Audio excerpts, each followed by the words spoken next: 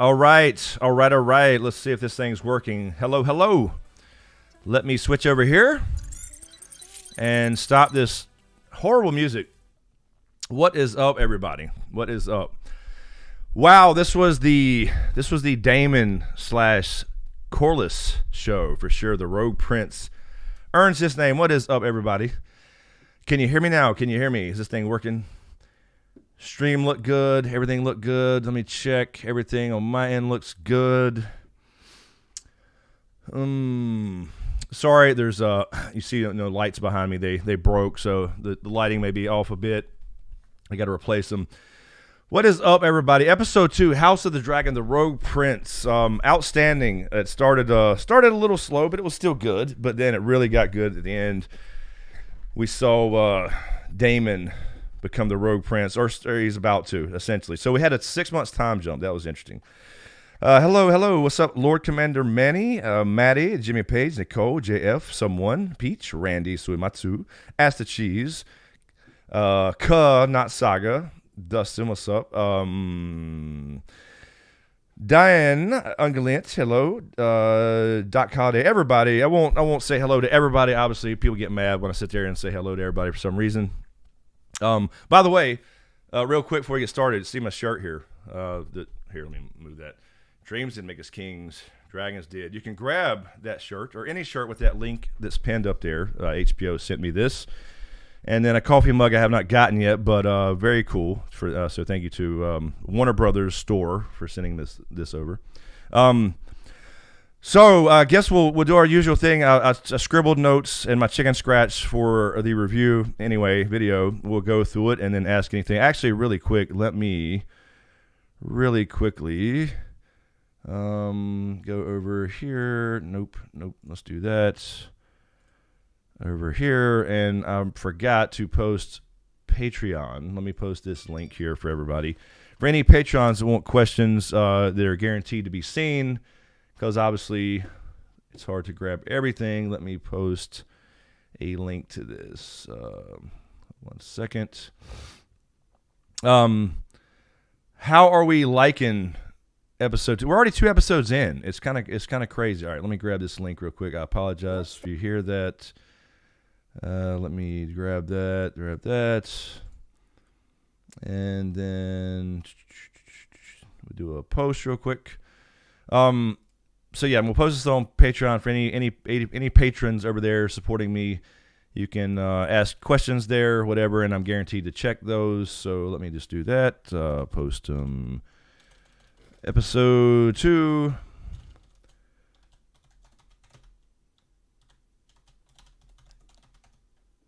Post them here. All right, there we go. Patrons. All right, there you go. Anyway, so yes. What's up, Carol Brown? How are you? What's up, Mazuma? Ace Boogie. Yeah, definitely, it was good. It started. One little thing I'll say really quick before we go through the episode is there's still a couple little lines here and there that feel info dumpy. It's not a big complaint. It's just a minor nitpick, but it is the the nature of TV. They have to do a little info dumping, but that's fine. Just one thing I noticed again, a couple of the lines, just kind of giving out some history. Jimmy Page, yes, we got an intro. That's what I was going to say. So I'll talk about it more obviously in the breakdown video, but it looks to me that represents maybe the carving or the miniature, I guess you would say, of old Valyria that's in Vasaris' room. And then Dustin and I were watching it. My cousin Dustin's over here, and we noticed that there were crowns. So it looks like to me, I believe we counted 5 crowns. So it looks like that represents the 5 kings up to Vasaris, and that was the bloodline running through the crowns, is I believe what that represents in Old Valyria, or maybe that was Dragonstone. It's hard to tell the actual structure, but it looked like that's what was going on. So we got the bloodlines, because we're on the 5th king here, right? So we had Aegon the Conqueror, then Aenys was his heir, and then Maegor the Cruel killed his brother and usurped the crown and became king, and he was the asshole. And then we had Jaehaerys, which was the good king we saw in episode 1, and now Vasaris. So we're on the 5th king here in the Targaryen reign. So I believe that's what that represents, is the bloodline or whatever. But love the intro. Interesting they kept the same music. Interesting they kept the same music that Game of Thrones had without any... I didn't hear any modification to my knowledge. It may have been something slightly different, but... at the end of last week's episode, I thought that would be the main theme music or whatever. But anyway, so really cool. We got an intro. It gives you those chill bumps, you know, when it comes on and you hear the music, and they kept it the same. So I think that's a good thing. Really cool. What's up, CT? What's up, Archon Jedi? Nata. Will. Lady Jen, thank you for the super chat. Really appreciate that. Hopefully these... there it goes. I was going to say they're just running a little late. Thank you, Lady Jen, for the $3 super chat. So, John Haymaker. Maegor the Cruel did nothing wrong. Nah, he didn't do. He just killed his brother and took the crown. That's all. Anyway, yes, Becky, the feels from the intro, and then, you know, we're used to seeing the maps and all that kind of stuff, but apparently we were just going through. Again, I couldn't really tell if that was supposed to represent Dragonstone or Old Valyria. I think it represents kind of his miniature Old Valyria thing or something. It didn't look like Dragonstone, but we did pick up on the crowns. So I'm not sure what the other ones were. I'll look again closer. But there were definitely 5 crowns there at least. So it represents their bloodlines all the way from Aegon through Viserys. So, yeah, let's go through it. So you're talking about Laena there, Sammy. So let's just kind of run through it. I'll just quickly go through the scenes, and then we'll talk about whatever, obviously, any Q&A, any stuff. So, again, this was a 6-month time jump, right? So that was a little interesting. So they're already jumping up ahead. So maybe next time we may get another little time jump or whatever. Laena's a little, a little older, 6 months older now, because you saw Laena and Laenor as younger kids at the tourney in the first one. So we got a 6 months time jump because in the council meeting, and that's the other thing, there's going to be a lot of council meetings in this show. Apparently there's going to be a lot of council meetings where they're sitting around talking in a room and giving exposition and stuff like that, which is fine, but I think we'll get a little bit further away from that as we get further and further into obviously we're going to see the War for the Stepstones next episode. That's going to be really exciting. Our first dragon action, dragon fire action, that type of thing. And I think they're going to definitely include more riders than just Daemon and Caraxes. We're going to see probably, definitely see Laenor on Sea Smoke, like we mentioned before from the teaser, I believe. And then probably Rhaenyra will help too, because Rhaenyra's, I'm loving her even more. And so I'm going to kind of, it's going to kind of bother me when we jump, 15 years and then we have older Rhaenyra, even though it's the same character. I really like Millie Alcock as Rhaenyra, and she had a lot more dialogue. So everybody had a lot more dialogue this episode. The Sea Snake, Corlys, Steve Toussaint, he plays it so well. Like last week, it was more of a, couple little lines. It was more like introductory things with him and Rhaenys. And this week, it was about, you had heard him speaking. He's getting pissed off, like this king's not doing shit about these shipping lanes and the stepstones, and he's getting pissed. And I really love the twist where this is not a book thing that we didn't know all this, is he goes to Daemon about the stepstones. So anyway, we'll get to that. But new intro. We saw a couple shots of Jahar the Craft Feeder. We'll see him more. They did mention that Ryan Redwine has died. So he was the Lord Commander of the Kingsguard. We didn't really see him, but apparently he has died in his sleep as the books. And they did mention that. So now we have Harold Westerling as the Lord Commander of the Kingsguard. And, of course, that made room for the new member of the Kingsguard, Sir Criston Cole, which will be obviously a major player. Coming up in the wars to come, so to speak, major player, and we saw the little connection there with Rhaenyra. So we have that. They did mention that Daemon. They did mention the 6-month time jump. He's been on Dragonstone for 6 months, so he's no longer Lord Commander of the City Watch, but he did take some men with him.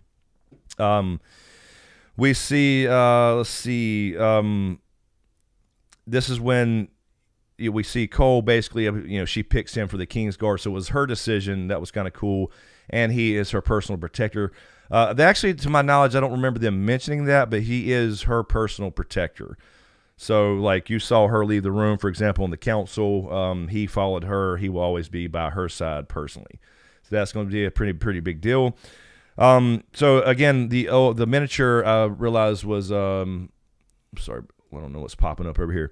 The miniature again, old Valyria. It's interesting. I don't know that Viserys would know what old Valyria would look like, as far as any castles or the kingdom or whatever. But perhaps they have old text or something brought over by, the family.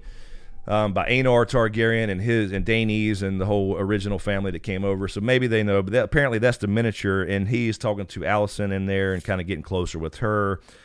And they're already setting it up. They were keeping the meeting secret from Rhaenyra, so it was really a shocker at the end, obviously, when he announces who he's going to marry, when everybody thought Laena's the perfect match. Obviously, as far as the political aspect goes, not the age difference, obviously, but they do bring that up for sure.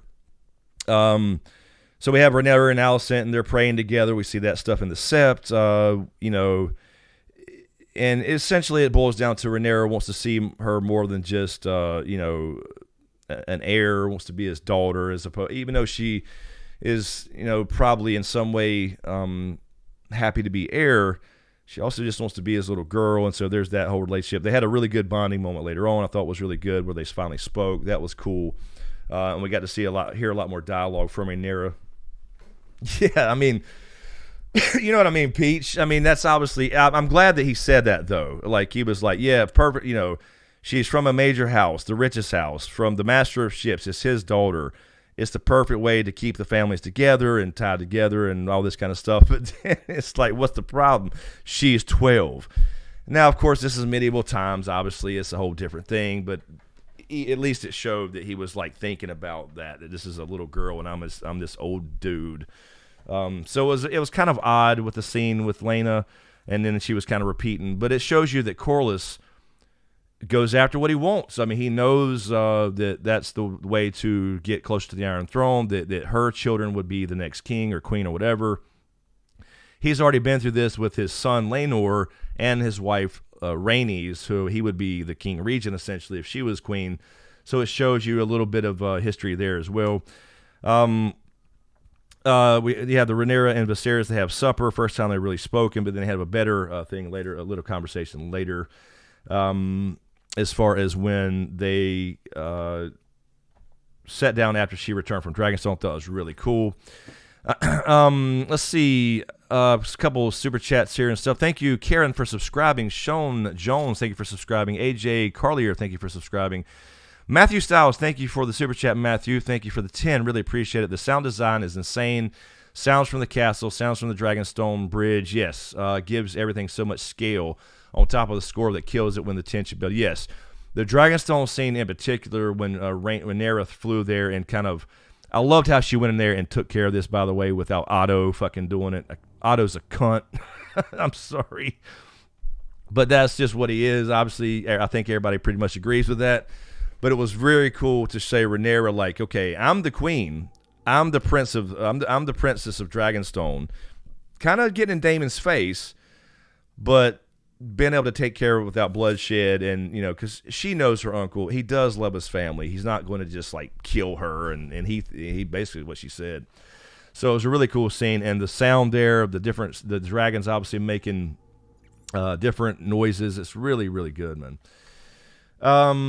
John Haymaker, thank you for joining the channel, man. Thank you, man. I really appreciate it. And Robert, thank you for subscribing as well. Really appreciate it. Thank you, guys. It really helps a lot when you guys subscribe and become members and all that stuff. It really helps the channel, so thank you so much.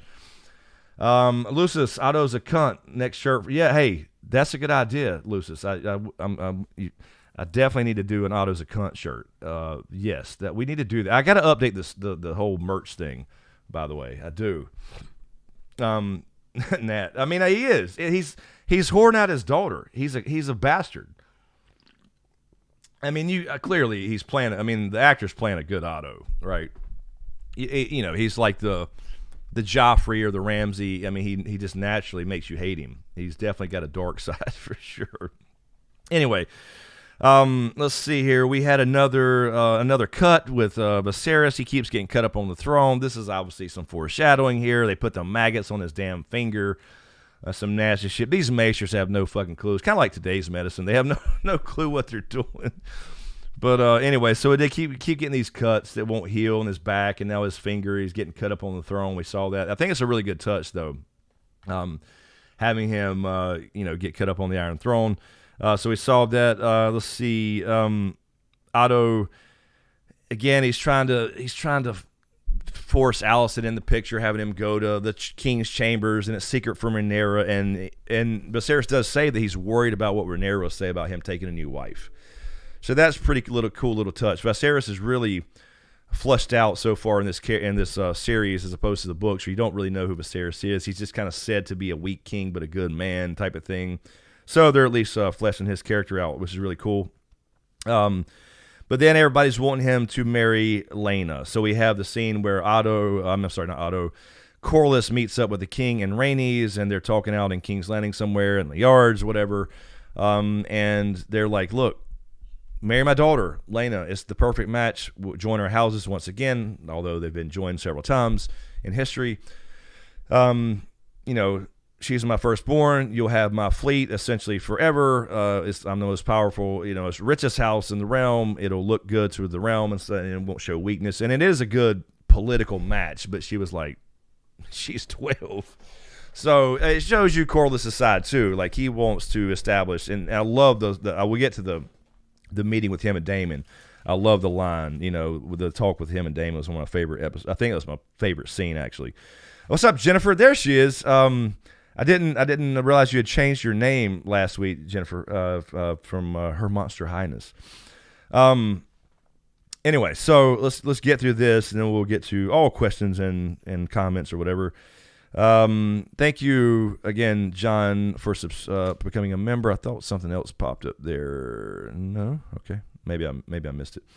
Getting close to 77.4. Very cool.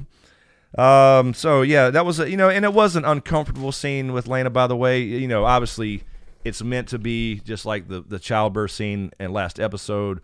But yeah, you're supposed to feel that, right? Because it's a time when medieval families with these arranged marriages, and a girl back in those days, at least in the real world, 12, 14 years old, she's married with kids and stuff. I mean, it's crazy to think about that, how much societies have changed like that. But that was meant to be a little uncomfortable. And then she comes up talking to Viserys, like repeating what her father said. I don't have to bed you till I'm 14 is what Rhaenys said. I mean, so it was supposed to be a little bit like cringy, whatever. A little creepy, but at least Viserys, they're at least portraying him like, he realizes it's a bad thing. Yeah, exactly, LeVar. You're right, though. You're right. Yeah, then proceeds to marry a 15-year-old. Yeah, they are supposed to be 15 in the show. That is correct. But I guess 3 years is a pretty big deal in those things, I guess. Anyway, so Alison does continue to work on. I like really quick. I like the Rhaenys-Rhaenyra scene. It's interesting. We didn't Fire and Blood. You don't really get a sense of their relationship, and they don't seem to be really close. I think it's cool, that Rhaenys is there to let her know the truth and not bullshit her. But again, you never got any sense of their relationships in the books like that. So they were kind of like Rhaenyra was a little bit. I don't know. What do you think, princess? Type of thing. The queen who never was. So a little bit of I don't know, little smoke there. But at least Rhaenys has been honest with her. So that was pretty cool to see their relationship and what it's kind of like. They're not necessarily that close as you might just imagine, I guess. Winifred, did we just see Daemon submitting to Rhaenyra? Yeah, absolutely. And I won't spoil anything, but that will continue. Let's just say that. So we have Alicent. She continues to work on Vasaris, and Otto still, whoring out his daughter. But she's starting to now, understand. She goes along with it. She could say no and all this kind of stuff, but she goes along with it. Now she obviously kind of knows what she's doing. So feelings towards some of these people may start to change. Just saying. Daemon. Otto calls the small council. Daemon is taking Dragonstone. He's been on the Dragonstone 6 months and has the egg. And the Dragon Keeper comes in. I love the touches with Valyrian. High Valyrian. They're speaking High Valyrian. What's up, Corey? Oh, my God, that was awesome. It is outstanding. But the little touches with High Valyrian. What's up, Paula Marie? How are you?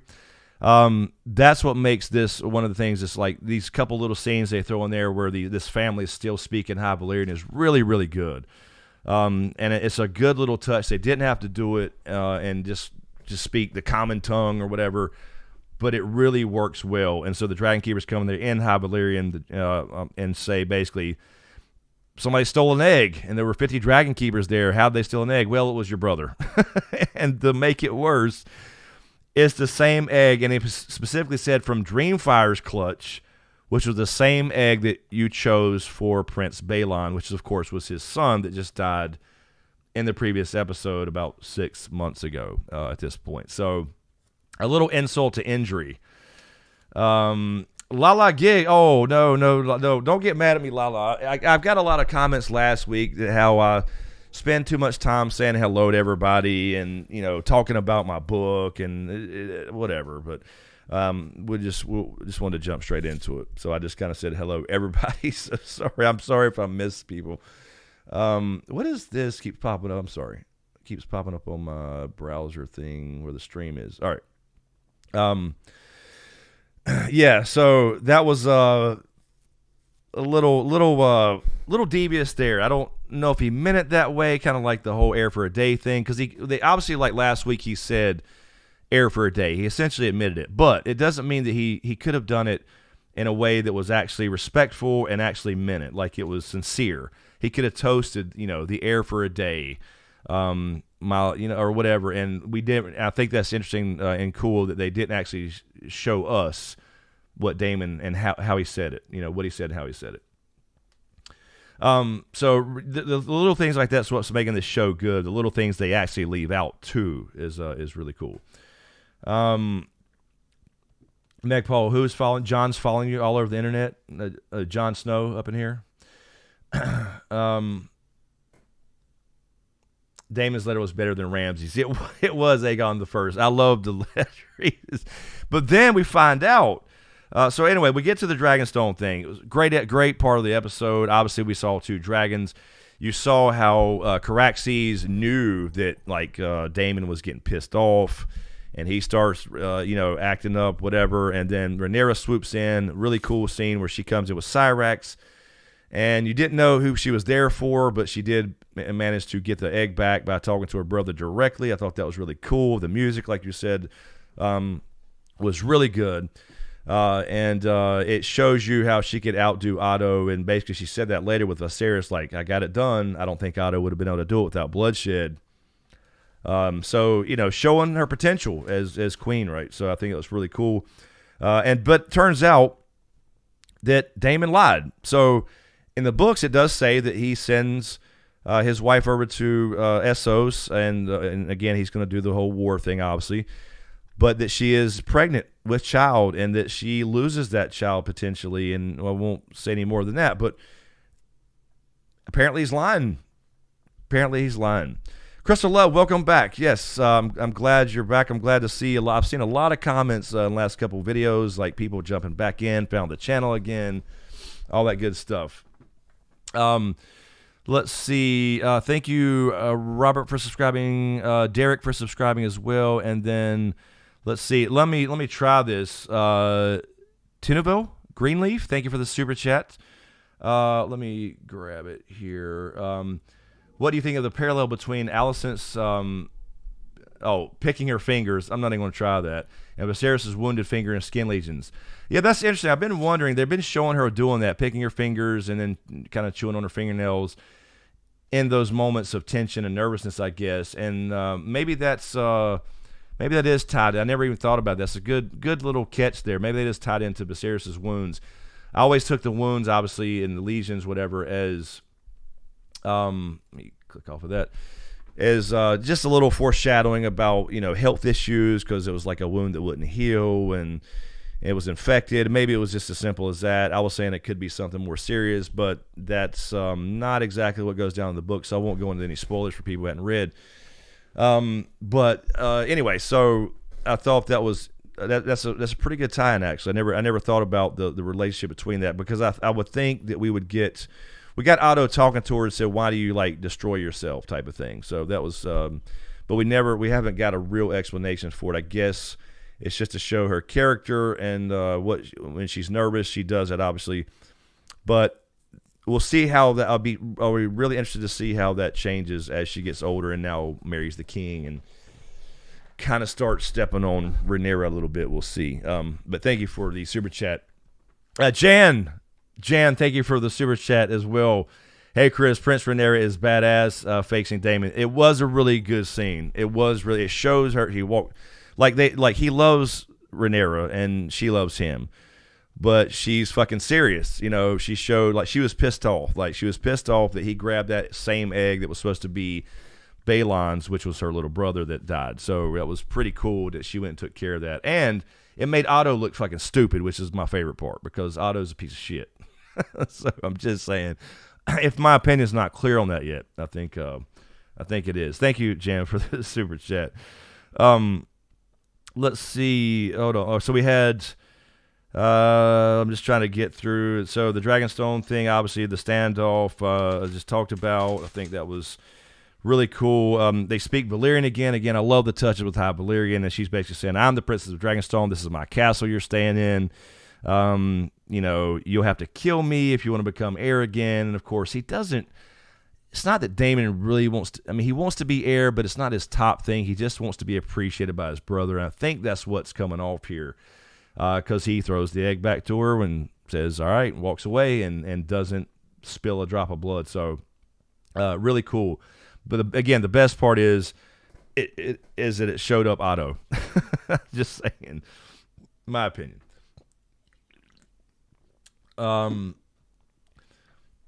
Megpaul, Otto sucks in the most beautiful way. Yes, yes, he does.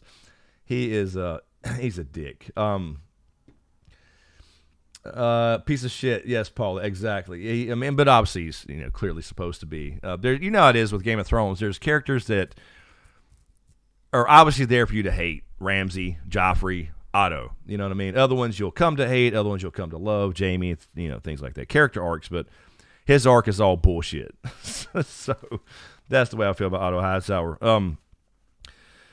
So then we get to the table room. I wanted to say that really quick. Did you notice that Daemon and Melisandre, the White Worm, were in the table room? So that room is where Stannis had the table moved. So we saw the dragon carving on the wall, and you saw the balcony. So that's where Melisandre, Stannis hung out, did the thing on the table, all that stuff. So they did put that in there. I'm glad they did, because we saw the table room in the teasers. And I was saying this is not the same room it was in Game of Thrones. Is it inconsistency, or did Stannis just have it moved? So apparently Stannis just later on moved the table to that room. Maybe he liked the balcony view. I'm sure there are lots of rooms like that. But it was the same room, because we did see the dragons carving behind him that was now still a little cleaner. So it wasn't as tore up and chipped out and all that stuff as when obviously 170-something years later. So very cool that they put that room in there and had that little conversation where he basically said, Melisandre was like, look, I did all this not for power. I did it to escape, to get basically for freedom and from fear. And so he lied about being married. He lied about her being pregnant. So that's new. That's brand new. The books just says they were going to get married and she was going to have a kid, and he sent her across the near sea. So we'll see. But she'll come back into play for sure. More so probably next season. So we'll see. I don't know if we'll see her much more this season, depending on what they do. Of course, they're changing a lot of stuff, obviously, for the show. Jason Weeks, Warden of the North, also noticed Vasaris stood where Cersei stood when she blew up the sept. Yeah, I didn't even think about it. Yeah, it's hard to tell. Some of these, like the one room they walked through last week.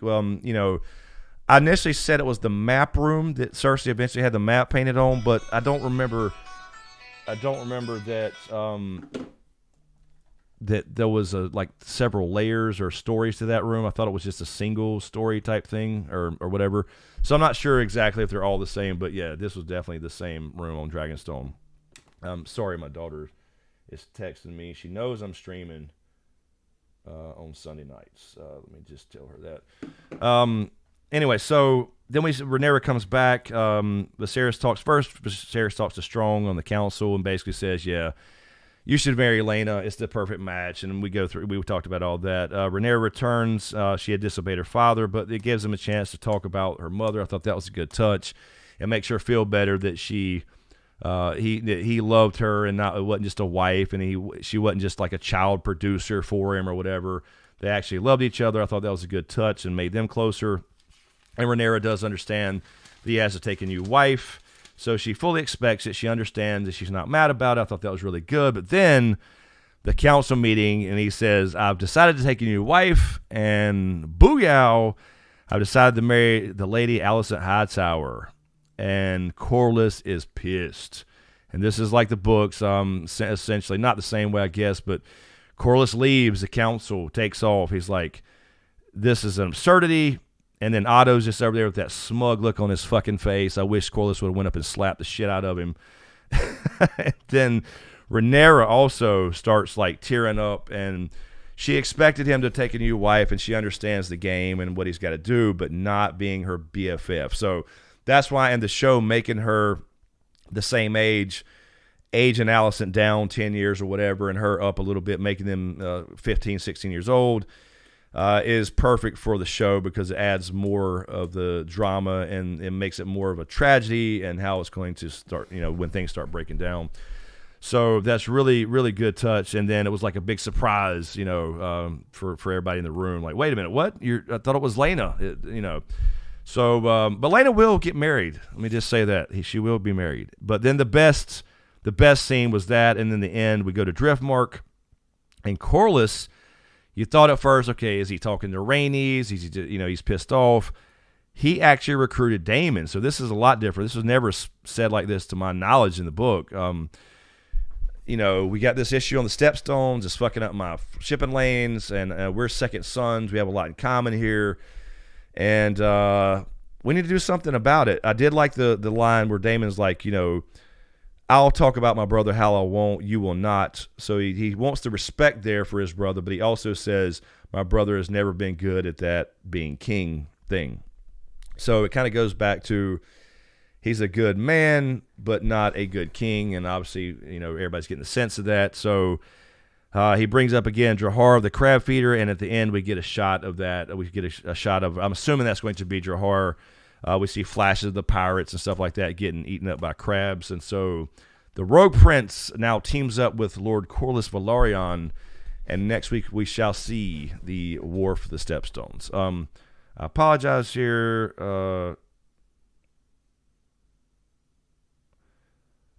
Okay. Sorry. I think, yeah, okay, no.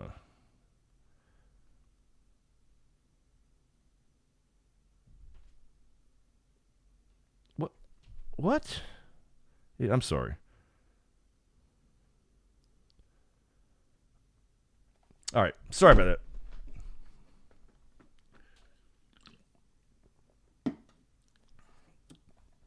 that. All right. So let's go to any of your questions. That was just the kind of overview. First thoughts on the episode. Obviously, I'll, do the breakdown tomorrow or whatever. I may try to record it tonight after the live stream here.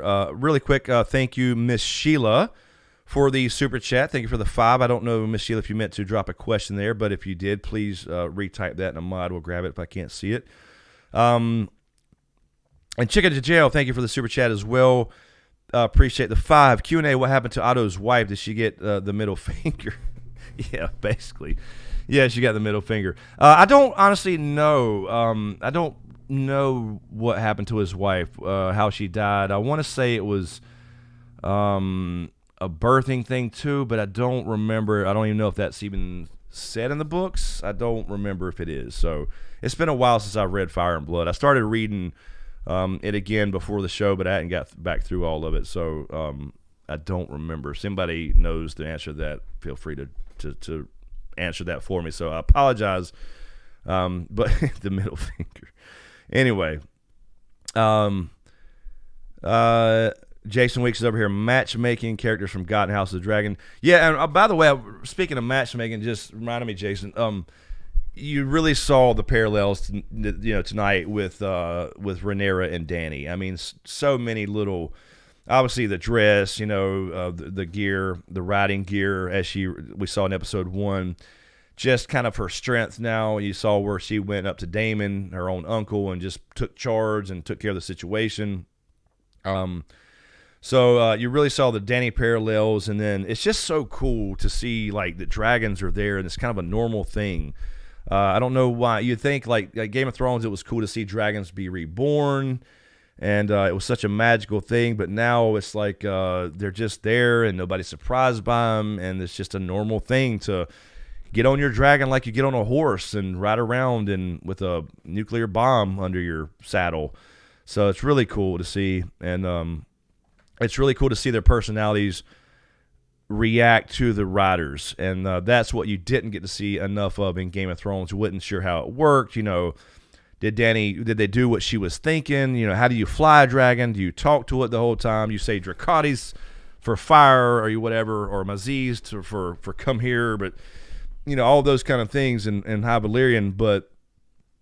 And that's the other cool thing about the Dragon Keepers. They're all speaking High Valyrian. But clearly there's a blood bond, and that was the importance of House Targaryen, keeping their bloodlines pure, marrying the Valyrians because they were the same as far as old Valyrians and all that stuff. So,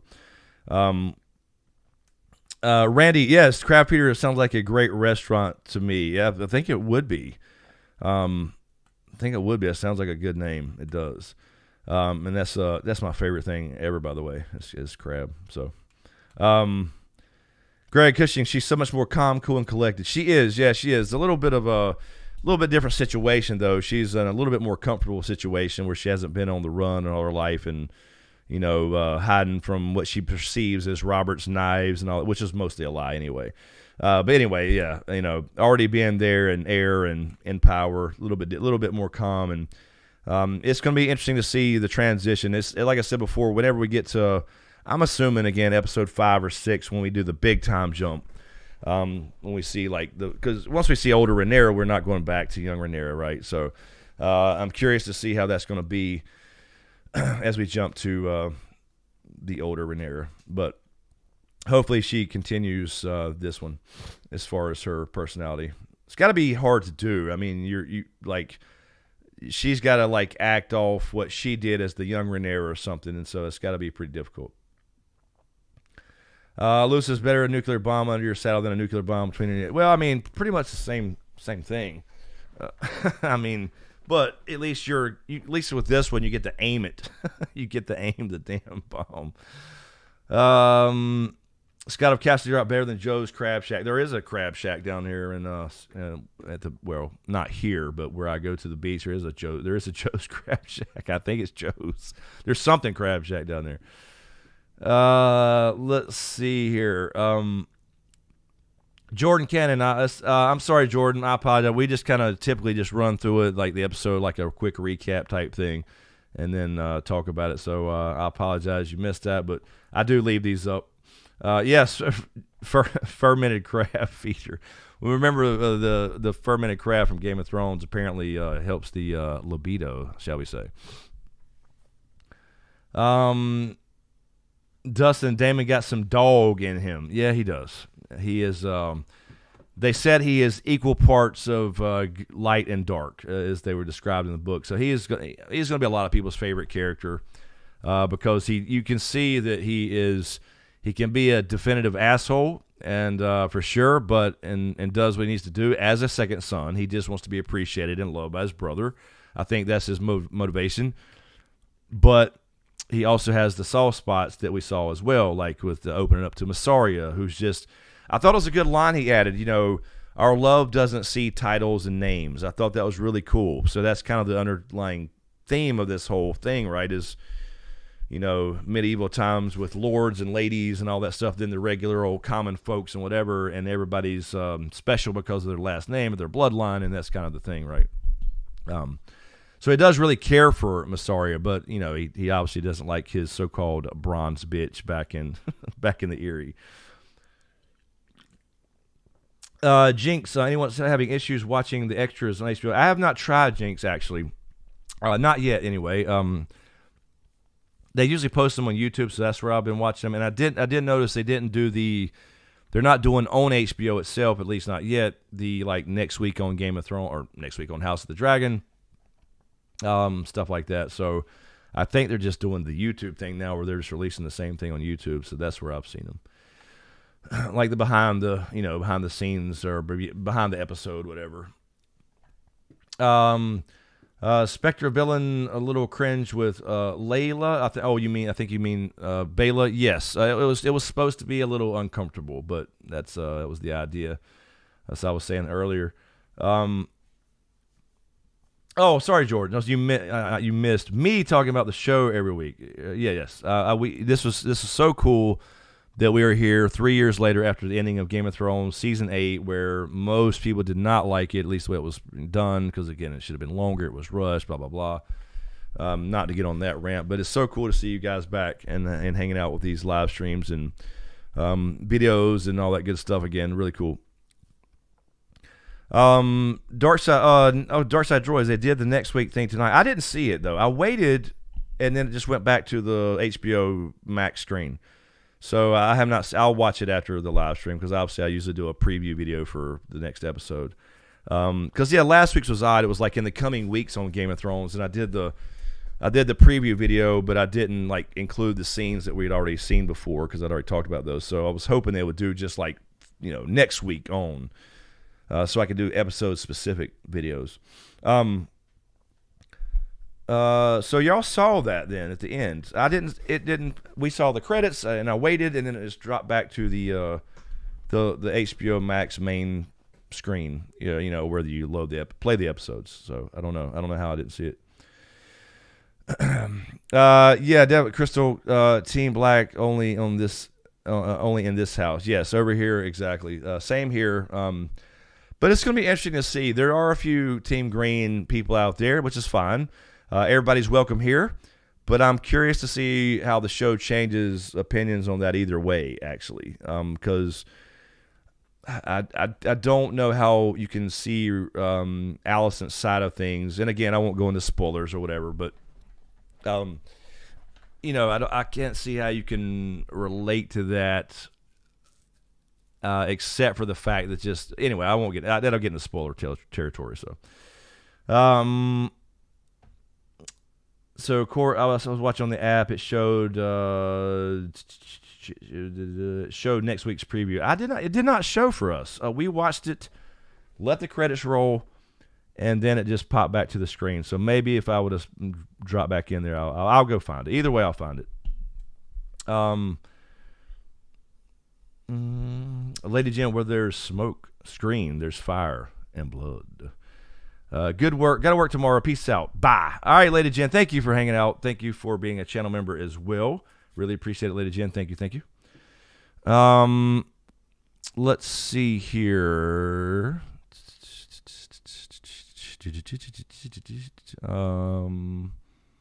Let me see if any Patreon folks posted anything. Let me refresh that. Apologize. This is blinding me. Okay, I get it. Thank you. Let's see. We got a couple here. Lord Kev on Patreon. Thank you, Lord Kev. Good evening. Overall, I thought it was another 5-star episode. Dialogue was a little clunky in spots. I agree. I think I mentioned that, but nothing I can't get over. Dragonstone scenes were fucking unbelievable. Rhaenyra coming in through the clouds like a lady pimp. Set forward when she flew over and hollered, "Fuck yeah!" I love this series so far. That's funny, Big Kev. I can see you leaning over yelling, "Fuck yeah!" It was. I agree completely. It was a great episode overall. Again, there's a couple little dialogue parts here and there that are a little bit like, okay, that was unnecessary, but it's a little bit of info dumping, world building, and I understand to a degree. So it's nothing. I'm not going to sit there and bitch about it for sure. Lala Gig, there she is on Patreon. Thank you, Lala. Hello, I missed the combo last week. Was there any talk about the cat's paw conversation regarding simulators between there must be a Targaryen on the throne? There must be a Stark and Winterfell. We did, talk about it a little bit. We talked about the prophecy at least, not specifically the Stark and Winterfell thing. But it's interesting.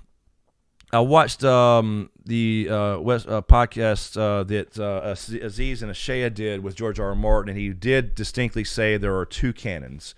And he wants all the show canon, Game of Thrones, House of the Dragon, any other prequels to be one canon, and then the book canon is different, but obviously similar. So they're trying to do, a close adaptation, but there's going to be differences in both, obviously. And he mentioned he's getting further and further away from the show with his writing. But again, remember, the major beats as far as like Bran being king and all that's going to be the same. So it is going to be the same general ending for the characters we know, just not the characters that were on the show. But as far as the prophecy, I like the idea of the magic, right, and the prophecy from Aegon. George, I did a video on it 4 years ago and did kind of a re-edited version a couple weeks ago. It's really cool they're putting a magical element in this show. Hello, Yvette, how are you? But I don't think because it was their decision to make the thing real where, Aegon the Conqueror, Aegon the First had this dream, and then it was prophetic, and then he passed it down to his heir, Aenys. And my problem with it is it didn't really, again, it doesn't have to. I'm not saying it's like wrong. I'm saying because prophecy can be wrong. It can be flat out wrong. It can be misinterpreted. So that's a tricky thing anyway, as said so in the books. But I don't like the, how did it get to Vasaris? The way the succession went down previously with the first 4 kings, he says specifically it's passed on from king to heir. So, and then it does have something to do with the cat's paw dagger. He didn't know that at the time. It's not said that it's the weapon to kill whatever this is, because they don't even know what the White Walkers are. They just probably heard legends like everybody else, but he don't specifically know what even this means. It just means the living versus the dead. But that just ended up being part of it, I guess. Not the actual Lightbringer sword. I've never believed in any of that stuff, but how did the prophecy get from Aegon to Viserys? So Aegon has a dream. Cool. He knows it. Okay. He tells Aenys, his heir, his son. Cool. Gets to him. Maegor didn't know about it because he wasn't the heir, but he kills Aenys and takes the throne. How does he know about it? Did somebody write it down somewhere? So let's say somehow he found out, but he knew about it. So then he passed it to Jaehaerys or somehow, okay? Which is unlikely, but somehow he got it. So Jaehaerys knows. And Jaehaerys now, after the council gives it to Viserys, you can maybe you can do some mental gymnastics to make that work. But then, of course, it's lost during the Robert's Rebellion. Rhaegar, how did he find out from Vasaris? I mean, all that stuff. Rhaegar read it somewhere too about the Prince that was somewhere it was written down. There's something else somewhere in where Rhaegar read about it to learn. Oh, it seems I must be a warrior, and then they fulfilled the Pact of Ice and Fire that we will see, by the way, in this show in probably season 2. What's up, Amanda Kane? How are you? What's up, little Smokies? Glad to be back, and I'm loving House of the Dragon so far. Welcome back, Amanda Kane. Yes, it's been outstanding so far. Q Seaton looks like another time jump. Yeah, it looks like, it won't be a... Well, I guess it has to be, right? Because Laenor and Laena have to be older, according to the teaser. I don't know if we'll get the young Laena at this age. She should already have Vhagar. And Laenor, I don't know if he has Sea Smoke yet at this age. I don't remember. So it may be a little bit of a time jump. Because remember, Vhagar, Laena rides Vhagar before Aemond. So, again, I won't go any further for spoiler sakes, but we might see probably see a little bit of a time jump again. But then again, it can't be that long because the Sea Snake and Daemon are already talking about this, obviously, War for the Stepstones. Let's see. John Livingston, thank you so much for the... Thank you, Nip. I did see it there, actually, but thank you, man. I appreciate you reminding me.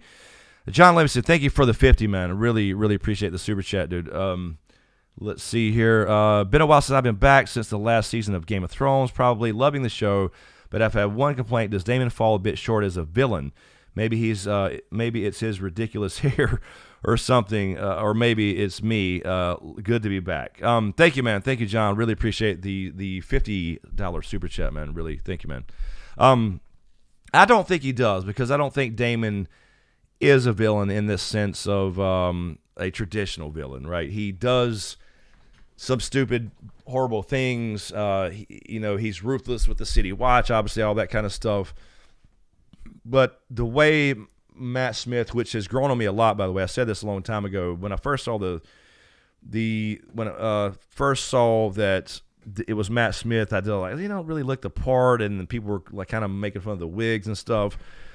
And as I watched more teasers and trailers, he really grew on me, and now that he's here, I think he really fits Daemon well.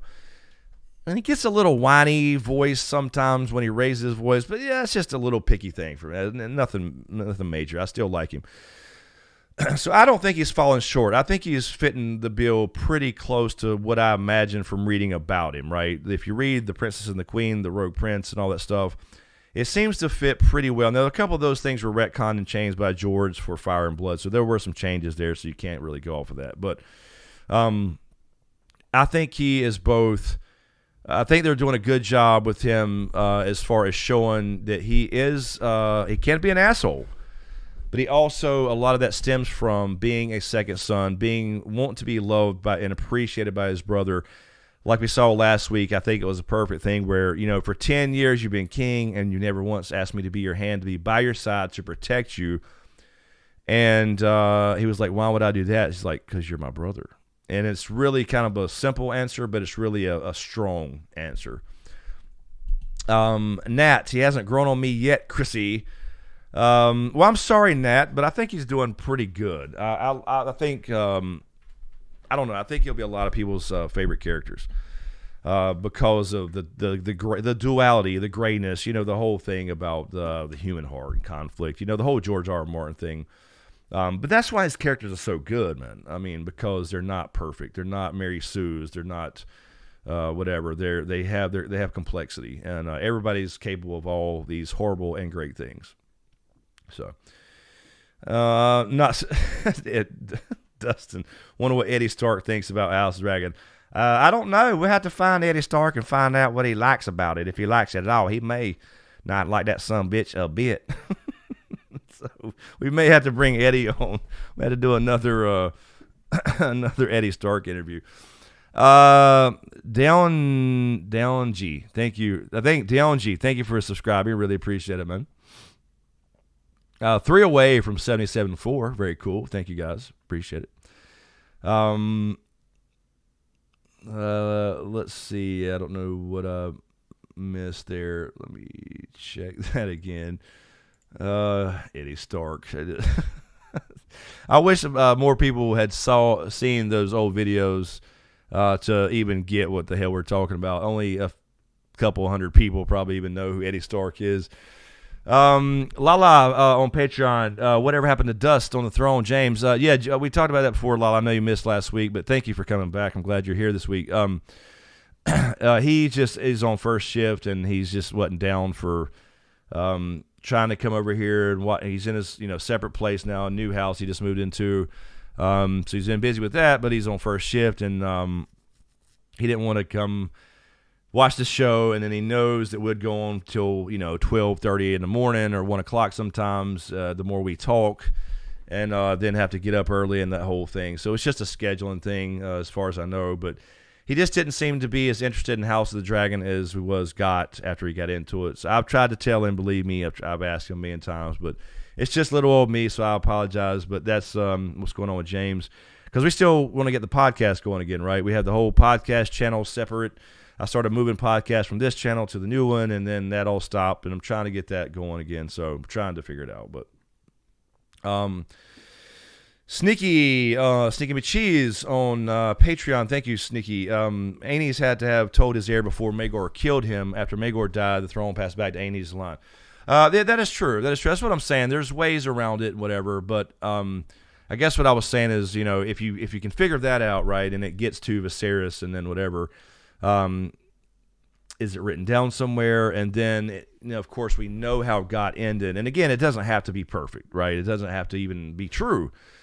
But somewhere down the line, it was lost, and it probably with Robert Rebellion and Rhaegar. But Rhaegar had already started, and he did the Pact of Ice and Fire that never got done after this war that we're about to see in the next 2 or 3 seasons. So that's all I meant. It was just, and then the way it happened, it didn't take a Targaryen on the throne. Now, again, it didn't. Maybe that wasn't literally right. I mean, it took Jon Snow being a Targaryen. He rallied some people. And then, obviously, Dany, they would have never won without Dany coming over with her dragons and all that stuff, where they were both riding dragons. So it definitely took 2 Targaryens with dragons to win this thing, no doubt. But it wasn't exactly the way, like they're just misunderstanding the whole prophecy. And then the Arya thing, actually killing the Night King, just kind of puts a damper on it, in my opinion. It doesn't, it doesn't have to be perfect. But I guess they did play with the cat's paw dagger being the key to it for whatever reason. Why that one, I don't know. So we'll see if that is, I don't know if this is going to be a book thing, is what I'm saying. Again, in that History of Westeros interview, y'all should watch that for sure, where Shea and Aziz interviewed George just last week, I believe. He does make it clear that it's 2 different canons. I don't know that it'll be a Song of Ice and Fire thing as much as it is a Game of Thrones thing, but it may be for sure. Hopefully we'll get some clarification on what was written down about it, because I want to know. That's the stuff they didn't answer right in Game of Thrones, is what did Rhaegar read? We thought Sam was going to go to the Citadel and find out what Rhaegar read about the Long Night, and there was a book about the Long Night, but what did Rhaegar read? And then what made him think he was one of his kids was the Song of Ice and Fire? What made him believe that he needed to go marry a Stark girl and the whole thing? So just more explanation, obviously, that we're lacking. So, Callie, I agree about Matt Smith. I got past the Doctor Who finally. Yeah, see, I never watched Doctor Who, but I knew he was. I never watched any of the I guess the modern Doctor Who's, but so that never really bothered me. What bothered me was Morbius. I didn't. I liked his character fine. He did fine, but it was odd to me seeing him in Morbius and then becoming Damon. I don't know. But that was fairly new. But I think it's great. Again, Dark Side Neff there and all that stuff. Sometimes the wigs, but I'm kind of, when his hair's longer, it looks a lot better to me. But it is what it is.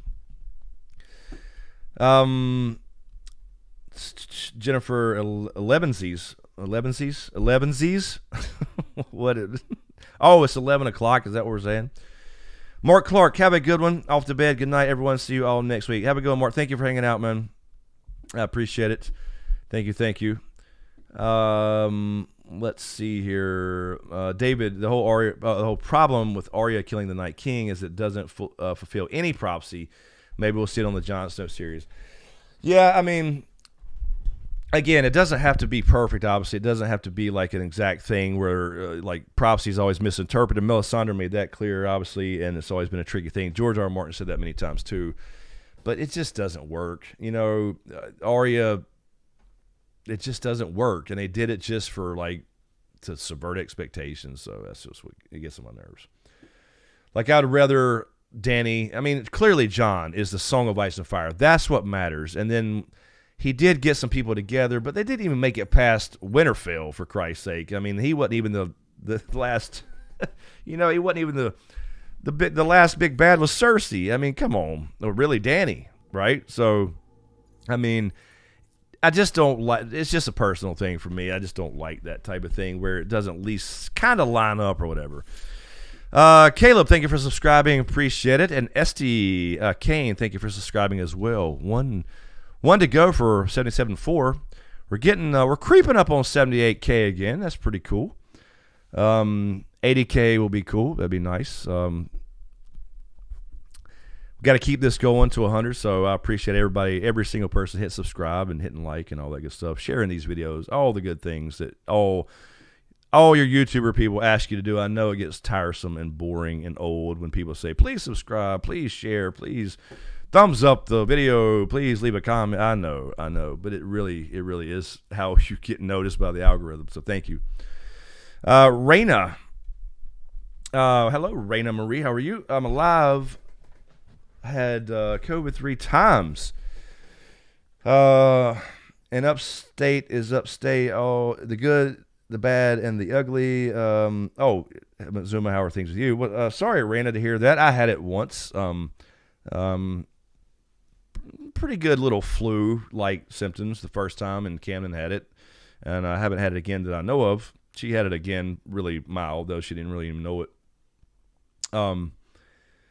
But hate to hear it, but I'm glad you're here and doing okay. Jennifer, thank you. Did we hit it? Cool. I don't see it there, but thank you. Congrats on 77.4.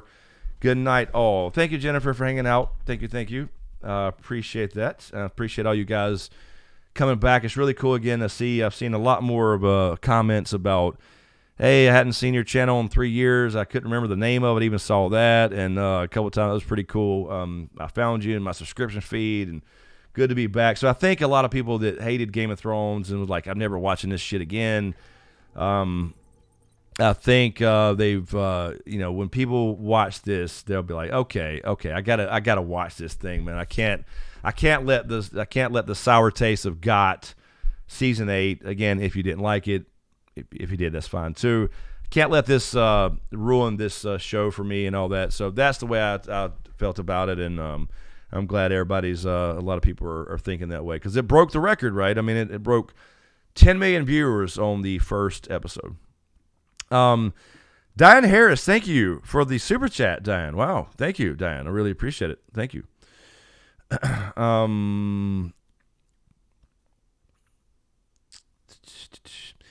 Yes, we did. Thank you, Ungalint. 77401. Thank you. Appreciate that, guys. A few more to go. To get. We'll get there. We'll get there in sometime. But I appreciate it. Thank you. Let me check over here. Okay. Why is that? Keep doing that. I know Big Kev on Patreon. I completely. Did Doc fail me somewhere? I didn't do the wig. I apologize, man. I want it to be a surprise, but I keep forgetting about it because I'm in such a rush, man. You know, I gotta lay it out. Next week I gotta lay it out, man. I gotta lay out the wig, man. K-Dubs, D&D cut us deep. They indeed did. It was really horrible. I mean, for a lot of people, I know. Again, some people liked it, and that's fine. Nolan Saints, what's up, Nolan's Pretty Pink MMA? How are you? Diane, I told people HBO would get a shitload of new subscribers. Oh, well, no doubt. I mean, yeah, they broke the record, even broke Game of Thrones. Of course, Game of Thrones didn't pick up to really, season 2, 3, or whatever, and really started getting popular, so it was an unknown thing at the time. But so that gives Dragon a little advantage there. But yeah, I mean, 10 million viewers, broke all records of all time on HBO. Is pretty damn good. David Gallagher, it's 4 a.m. here in the UK. I'm starting work at 6. Uh-oh, David. Don't be late. Thank you, Dave, for hanging out, though. I know it's hard for UK people at this time. I know. But I really appreciate you hanging out, man. Stymie, SmokeScreen. What's up, Stymie? Do you and Roris still keep in contact with each other? I haven't spoken to Roris in a long time, Stymie. Some drama went down with the old podcast. It really even wasn't me, but I guess I got included in that, so I haven't really spoken to Roris. But I hope she's doing well. I have not spoken to her in quite a while.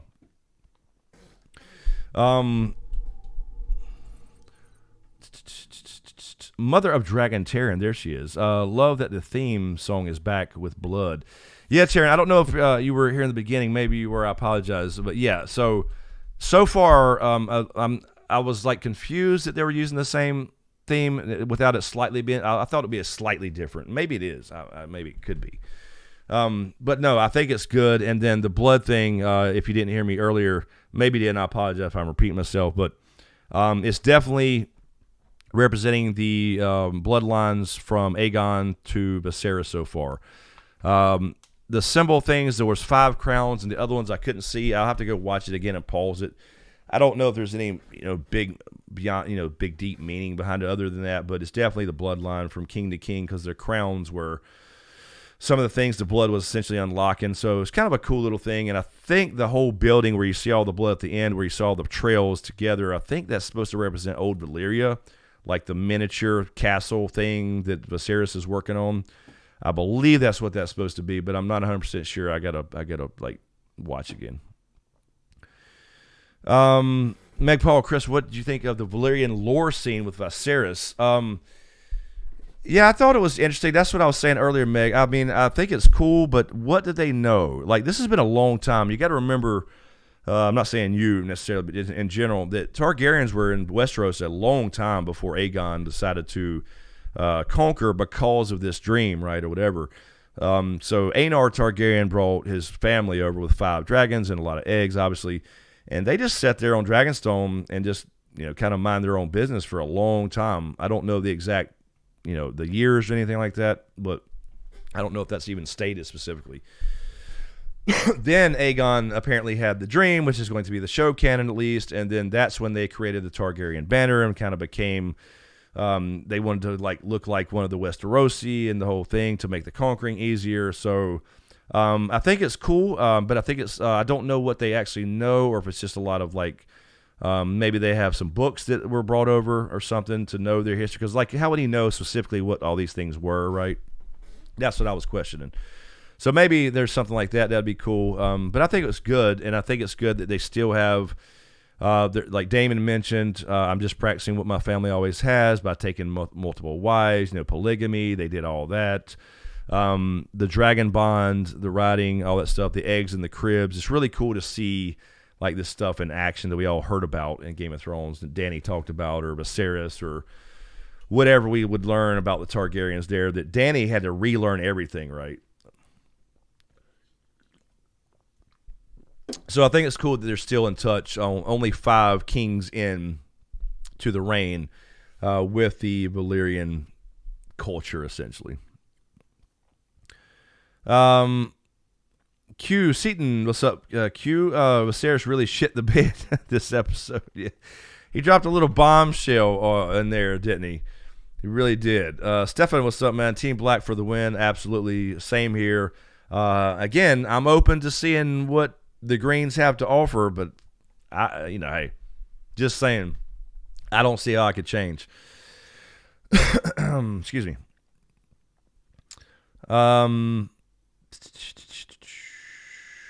Rhaenyra is a good catch.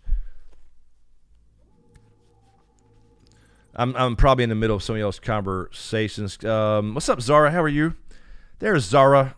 I like the intro. Gotta have to watch it several times so much to figure out. Yeah, there is, Zara. That's what I was saying. I'll have to go back and pause it and try to see what a couple of those other things were, but I think essentially that's what I got out of it was the bloodline of the 5 kings so far. And we'll see if that changes, by the way. We'll see, again, without spoilers, will they add another crown, or whatever, or 2. We'll see what they do. So we'll see if that changes throughout the series. I'm sure it will, as they did with Got. So, Raging Cajun, thank you for the super chat. Excuse me, really appreciate it. Given how the books are written as history books with conflicting versions of how events happened, should we consider the show canon? Go Team Black. Yes, so you should consider the show canon, not A Song of Ice and Fire canon. I don't think he'll ever write a specific, this is exactly what happened. Remember that he let Ryan and Miguel pick the objective version of history from Fire and Blood, but that will only be for TV. So there's a TV world and then there's a book world, and that's what he specifically stated in this latest podcast that he did with History of Westeros. So, show canon, yes. All this will tie into Game of Thrones. It'll lead to Game of Thrones. Every prequel will be about Game of Thrones, and if we get the Jon Snow sequel, who knows where that goes. But it doesn't mean it's a Song of Ice and Fire canon. That was made very clear the other day with the interview. So, again, thank you for the super chat. Steven, thank you for subscribing as well. Appreciate that. Morty Moose, thank you for subscribing as well. Alrighty. What's up, LeVar? Team Black as well. There's Lori Perkins.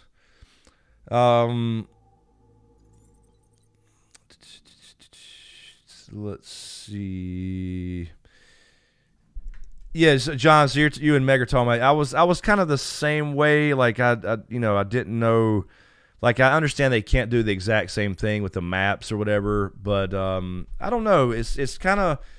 It's not that I hate it. It's certainly not as clear, what it is. But I think once it starts changing and we kind of have a better understanding, it'll make more sense because it is about this one family and bloodlines and succession and what happens to this family and their downfall. So I think it makes more sense, but I agree that obviously the map was just cooler. It's just like a world thing and you're introduced to the place. And then it changed for every episode. That was cool.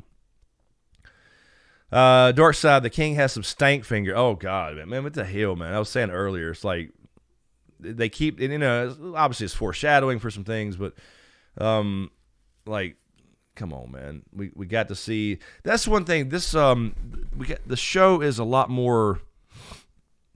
I don't know if you want to say intimate because it's like close quarters, a lot of council meetings, a lot of like conversations, which is good. I'm not saying it's bad by any means. But yeah, a lot of the behind the scenes. It's not just the king with his crown on and out there with tournaments and just making public appearances, sitting on the throne. We've seen him sit on the throne one time.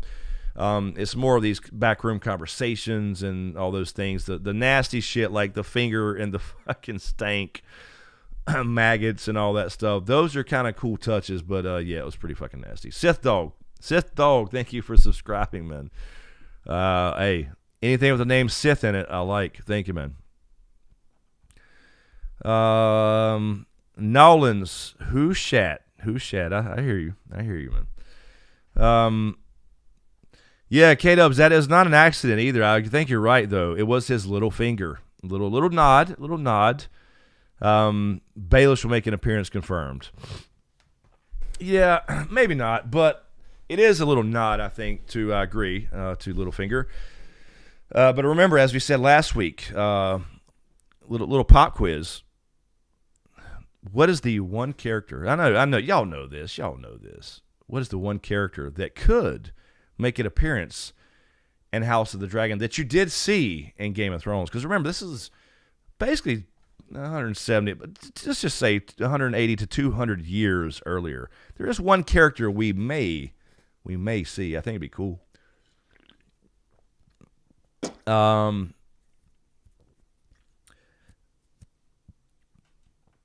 Amanda Kane, I did have silent tears when we saw Dragonstone. Yeah, I did. I know. And they made it more book accurate for sure.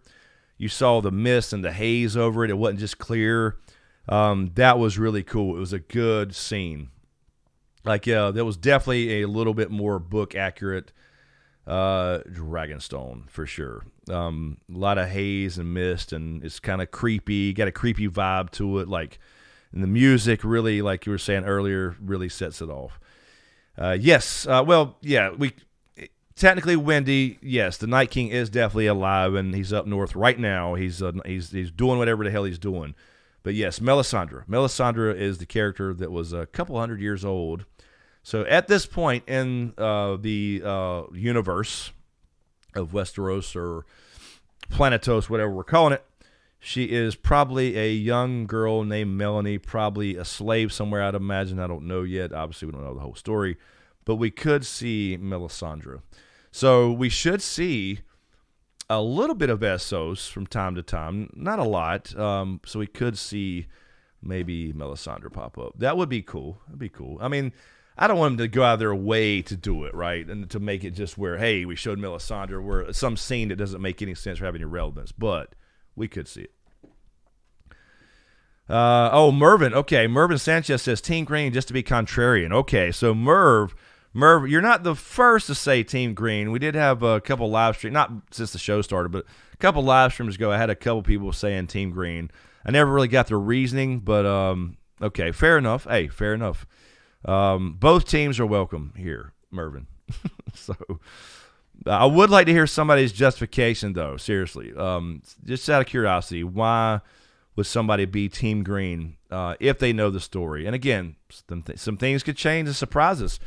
That's the cool thing about this. It doesn't matter if you read the book or not. You may know the general stuff, but you don't know the details. So minds could be changed for sure, Mervin. Excuse me. Raina Marie, thank you for the super chat that's just now popping up over my head. Thank you. Thank you for the 5. So happy to have the SmokeScreen fam back in again. Thanks, Chris. Thank you. No, thank you guys. I really appreciate it. It is very cool. Doc Holiday says Patreon. All right, let me check. I have such good mods that try to keep me straight, man, and remind me of things. All the juggling that I have to do over here. All alone, by the way. Dust on the throne. No, it's okay. Doc, thank you, Doc, for Doc on Patreon. Kind of convenient for Germ to say how show and book canon are separate, since he's never going to finish the damn books, and it can be his go-to excuse now. You're not wrong, Doc. I've always said this, man. I don't. We're all. It's so easy to criticize Dan and Dave, right? And they deserve it. I'm not saying they don't, but nobody ever wants to criticize Germ. I mean, I've seen a few people, to be fair. But he got behind, and for whatever reason, and it's fine. He doesn't owe me anything, right? I completely want to say that. But it was his fault to get behind when he thought that he would be done well in time for each of these episodes or these seasons. So nobody ever wants to blame him for anything because he's a god to so many people. And, and I'll do, believe me, he's one of my favorite writers, obviously. But, yeah, he's not completely fault-free for all this kind of stuff and the shenanigans that went down in Game of Thrones Season 8. Again, he didn't have control and whatever. He had less and less input. He did mention that in that latest. So I'm saying, go watch that podcast, History of Westeros, Aziz and Ashea. He goes into some of those things and says, like, in the beginning of Game of Thrones, he was pretty much consulted a lot. And then now, and as it got towards like the last 3 or 4 seasons, he was less and less involved till he basically didn't even know what was going on, is what he said. But again, you can always say that. You're right, Doc, because we will never get the A Dream of Spring. I think we will get wins in a couple years, maybe a year or two. But I don't think we'll ever get A Dream of Spring. So it really, you can't really have a legacy like Tolkien, for example, unless you finish the damn books, and I just don't think he's going to finish them. So only thing anybody will remember is the Game of Thrones ending. So yes, Darkseid, I did see that the other day. Season 2 was already greenlit. I assumed that was going to happen fairly quickly, and we were pretty much on the money with that. But I thought it would happen actually like Tuesday. But I think they announced that, what was it, Friday maybe? I believe Friday or Saturday. Nicole Warden, I'll take money for 500, Alex. Exactly. I think you just want to get back to the TV game too. I mean, yeah, he got literally truckloads of money, no doubt. But yeah.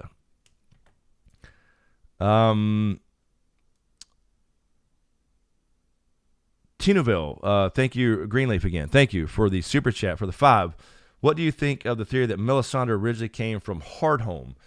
I've never really bought into that. As a wildling, you mean? I don't know. I think I've heard something about that. I don't remember the details. But no, I think it's pretty straightforward what she said. The little bit we know about her from books is just Because Westeros, remember, Westeros has never been a slave society where Essos was, a lot of Essos. So she did make it pretty clear that that's what she was as a little girl. So, and that haunts her, obviously, more in the books. And we saw a little bit of that in the show, but more in the books. So I don't really believe she was a hard home. Now, was she maybe taken from there? Possibly. There were some raids and things like that. It probably happened. So that's a possibility. So if that's what you mean, I'm certainly not closed off to that. But I don't know if I'll ever get a clear answer. Maybe if we get Winds of Winter, something will be answered. There'll be a few answers in Winds, but I guess we'll probably not get Dream of Spring. Raisin Cajun, thank you for the super chat as well. I'm loving the show, but Hour of the Wolf or bust. Yes, we will see the Hour of the Wolf, I'm assuming, but that will be in the very last season, Raging Cajun. So, again, according to what they are planning, to my knowledge, is we get 3 to 4 seasons of this era, the Dance of the Dragons, and then they will continue the show but move to a different era and have a whole different cast. So we might move to Aegon the Conqueror. We might move forward to Aegon the Fifth, I don't know, and the Great Bastards or whatever. So it's going to be an anthology, again, to my knowledge.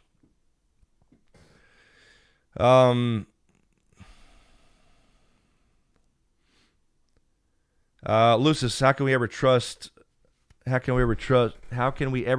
me, Chris? As Game of Thrones was running, there was nothing but talk about he was involved. Now he comes around and says, woe is me, I was never involved. You're right, Lucis. I mean, you're right. He did. When things went bad, he wasn't involved anymore. And that, so it makes you question some of that stuff. And it's a fair question. It's a fair question. Because, again, people always say the books are going to be different, the books are going to be different. Yes, there's characters, completely different characters that were cut from the show. So there will be differences, but he literally said in interviews, like I played the Anderson Cooper interview a million times talking about this. He literally said, I don't know that the book endings will be that different from the show because of those conversations I had with Dan and Dave. He's literally said that stuff. So, anyway, whatever. I'm just going with the flow. I'll consume it. We'll see what happens. 11, I'm sorry. Diane, in episode 1, they said a couple of times, promise me, and every time they mentioned the wall and the Second Sons, they were mentioned twice. Yeah, I was going to say, in episode 1, I don't remember hearing anything about the wall, but we got that this episode. What do you want me to do? Send him to the wall, put his head on a spike. I do like that Vasaris is snapping back a little bit, so he's not being a complete sissy, I guess. I don't know, for lack of a better word. So he is like, when people get on his nerves, he is kind of biting back a little bit. So I do like that about him, and he does mention that about Daemon. ATC, there's ATC with the Team Green. So ATC, give me just one of you guys. It doesn't matter. One of you guys, give me seriously. I'm curious if you don't mind. Why Team Green? Also, Q&A Browns versus Panthers. Who you got? Look, man. The Panthers is my team, but I'm not going with the Panthers anytime soon, man. I'm just telling you. I'm sorry. I'm just being real. Scott of Castley Rock, I just want Alison. Yeah, it'd been kind of cool to see a little bit more of like, if they're going to do the cold open last week and give you a little bit on the council, right? You could have gave us a little bit of Queen Alison and Jaehaerys and Alison flying to the wall, for example, and yeah, that'd have been kind of cool. They could have went back a little bit. They could have did a whole season leading up to this, and I think it'd been fine. There just wasn't a lot of immediate action or whatever you want to call it, I guess. But those were the seeds sown to see the big arguments the big risk between Alison and Jaehaerys and what set this up. When he specifically turned down Rhaenys and stuff like that. So, Sammy, after this, they better do Jon Snow. Well, I think, yeah. I mean, I think if depends on what they're going to do with Jon Snow. Is it going to be? Because I don't know how they're going to do a sequel. I mean, it's got to be like it would literally have to be George R. R. Martin approving. Like they got writers already. They already got scripts. I mean, does he like them? Is he approving sequels because he's never going to write it. He's never going to write a sequel. He's got to finish the fucking story in the first place. So if they are able to do that and bring in some of the characters, which would have to be done, I don't think it can succeed without it. And at least explain some things better. I don't agree with, like, we got to bring back White Walkers because that just doesn't make any sense to me or whatever. But he needs to be going back to Westeros. I don't know what they're going to do. It's just not going to work if he doesn't go back to Winterfell and, you know, King's Landing to see Bran, for example, or whatever it's going to be. It's just not going to happen. But if they do, let's go ahead and, you know, maybe kind of fix some things. Let's get at least the confirmation that Dany got resurrected. Let me see some of that stuff at least. That would be cool. So we'll see. I don't know. I don't know if that makes it or not. I mean, obviously, Kit Harington would bring a lot of people back, and then if they announce, like, you know, Gwendolyn Christie and, you know, Emilia Clarke, she said she didn't want to come back, but I don't necessarily buy that she would. Or that she wouldn't. I think she would, to some degree. Yeah, Jason. I mean, they completely cut that out. She was clearly pregnant, and they just decided to scrap that. So that's what I mean. But no. Sammy, how can Alison let King Viserys touch her with his rotting hand? I don't know. Well, they hadn't touched yet. Well, in the show, it seems they have not touched yet. There is some evidence in the books, and again, it's just mushroom, really. Eustace, I don't think, says this, but there is some evidence in the books that maybe there was something going on before they were married. So that's potential, but of course, that's mushroom. Nobi, Dupree, what's up, Nobi? Books are always better, of course, because you get to your imagination gets to take over and let it, and it imagines whatever you're reading, how you interpret it. So of course, it's always better, and they can always do more detail. Nicole, I feel you, Chris, have the line. Yeah, no, ever since he sold the team, and then David Tepper, and then this Matt Rule coach, I'm just done. I'm not even fucking worrying about it until we get back to something. I don't like the new owner. I don't like the coach. They're just going to use McCaffrey up the middle. They're just going to just kill him and end his career. So I'll keep one eye out for him. That's about all I'm doing.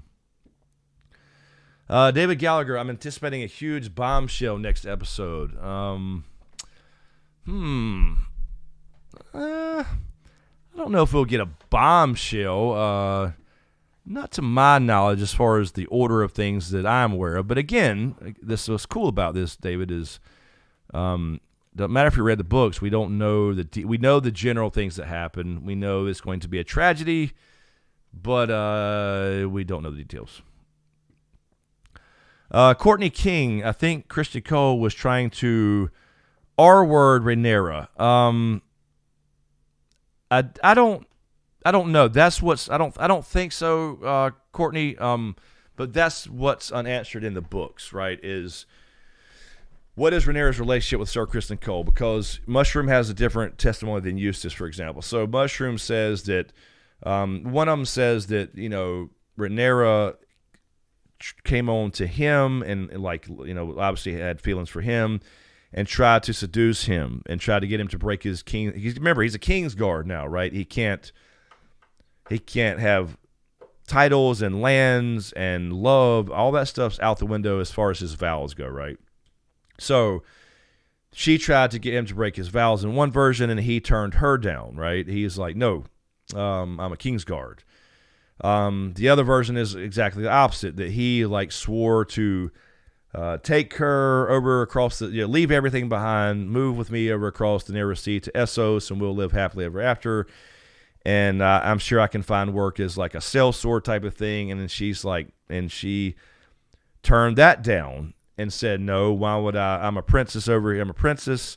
And if you're willing to do that and break your vows to the King's Guard, what would you do for vows to me in marriage? And so she turned. So they're conflicting versions, and that's what's going to be interesting. I do think the way it looks to me is that she's definitely crushing on him and probably a little bit of both. But they are human. We'll see what happens. So I don't think there's any R word in there. I can't say that on YouTube. I I don't think he's that type of dude yet. I don't know. We'll see what he does. We'll see what he does, but I don't think it would be that thing. But there is a relationship, and we just have to find out what that really means. Scott, George doesn't have creative. No, you're right, Scott. He doesn't have ultimate control, but he has influence, and he does mention that too in the interview, that he can sometimes influence these things because he is obviously George R. R. Martin, the author, and they do want to kind of, they do want to please him to some degree,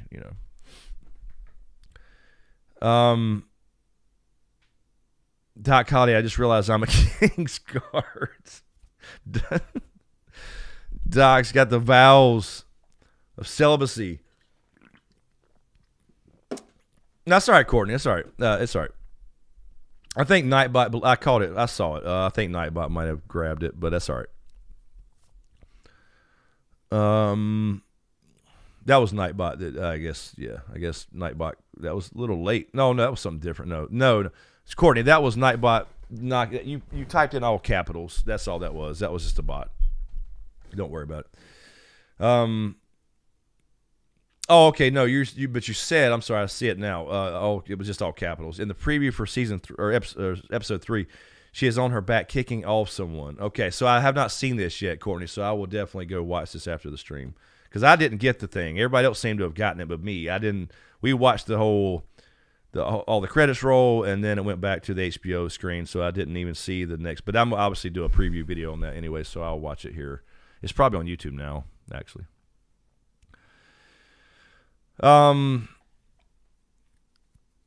Camilla Ramirez, how you doing? Why is Alison actress for episode 3 still the young one? Yeah, they're not going to age them up quite yet. Well, I mean, we'll see if there's a little bit of a time jump, but we shouldn't see Alison and Rhaenyra, which is the main ones that they're going to do, right? I'm guessing episode 6, and again, it's just a guess. I don't think they're going to do the 15-year time jump until then. So from now, it's going to be looks like just little bits, maybe weeks or months or whatever. Like this time, we got a 6-month time jump, obviously, but they would still be the younger versions. They'll get married as a young version. It'll still be her. So we'll see her for 3. I'm just guessing 3 more episodes.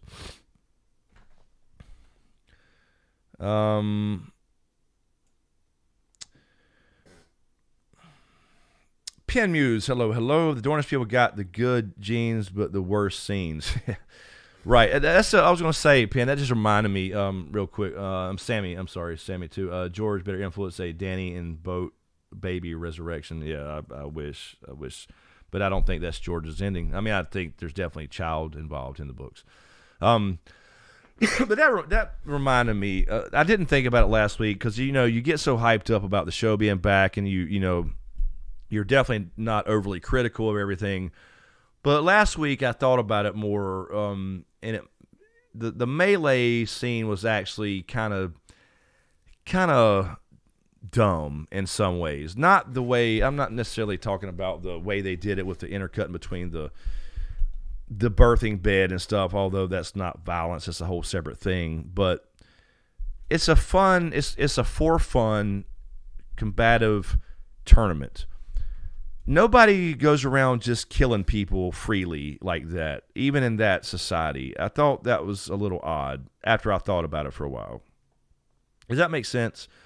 Like you're there to, compete, and yeah, you could get mad and you can, break up fights, but people would be stopping that. The people wouldn't just be sitting there clapping when somebody's getting a hatchet to the fucking face, like the Melisandre dude got, I think it was him that got the axe in the face. A Stark got his head bludgeoned. Stark shouldn't even be in the tournament, number one. So I didn't really, when you watch the show, it's almost like when you go back and watch Star Wars or whatever, and it's like, it's Star Wars, it's on the big screen, I'm here again after 15 years. And then after you think about it a while, there were a couple dumb things. That shouldn't have been in there. But they were trying to do the violence of the men versus the birthing bed stuff. So I get why they did it, but I'm just saying. That just reminded me of that. Sorry, Pen. I know that wasn't directly your question. All right, so Dustin saying the preview is on YouTube, so I'll check that out right after this stream. And I'll do that video. Princess Scarlet, hello, hello. Hi, Chris, just dropping by because I need to watch the episode since I missed it. Smoking if you got them. Yes, don't get spoiled, Princess. We've pretty much covered it all. We're just going through some any remaining questions or whatever as we approach midnight, the hour of the wolf. Although technically that's not midnight. Anyway, it just sounded cool. Yeah, Jon Snow rules. Yes, that was so hilarious, man.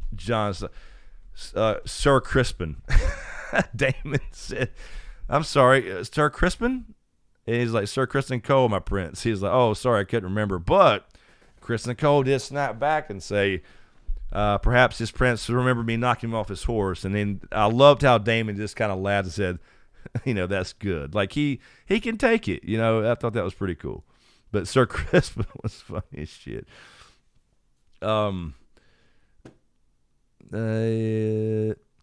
Jack, why did Vasaris choose Alison? It's a good question. He turned down the one that made the most sense because she was 12, but apparently him and Alison has just been getting closer, and she's 15. Go figure.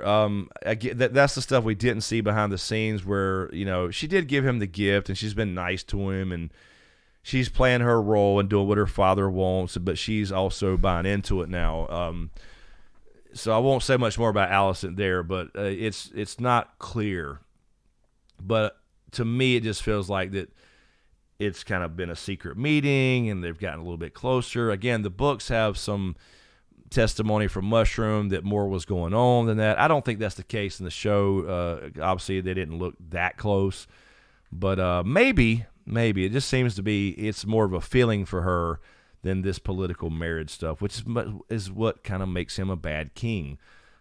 He does dumb shit like that, but we'll see, and we'll see where that leads. Courtney King, is the crab feeder, you're talking about Jahar, described the same as he looks on tonight's episode?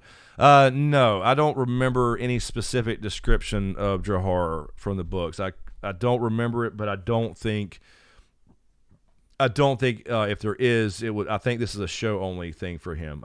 I could be wrong on that. I don't remember. Somebody remembers any specific thing about Jahar, the crab feeder. Feel free to correct me, but I don't. I think this is kind of just a show only. If that's, I'm assuming that's him too with the mask. But I don't think so. I don't think there's any real description that I remember with a mask.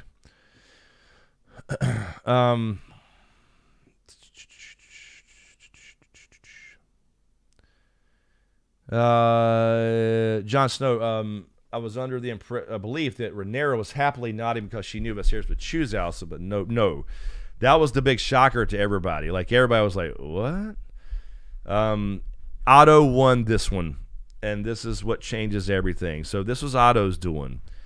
Even though everybody said, look, Laena is a good match politically, and yes, you can wait a few years, and all the whole thing was supposed to be uncomfortable.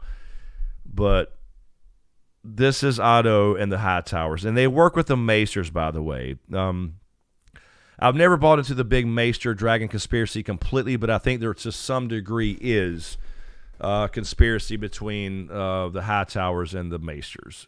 That's pretty clear that Melos is working with Otto Hightower, and yes, Carol Brown, now she wants to be queen. She's got a little taste. She even though her best friend is Rhaenyra, and she was all about and she was a good girl to Jaehaerys. She helped Jaehaerys when he was on his deathbed and blah, blah, blah. But her father, it's always about pleasing her father. And then now she bought into it. That's what bugs me about Alicent. At first it was like Otto's basically whoring her out, right? For lack of a better term.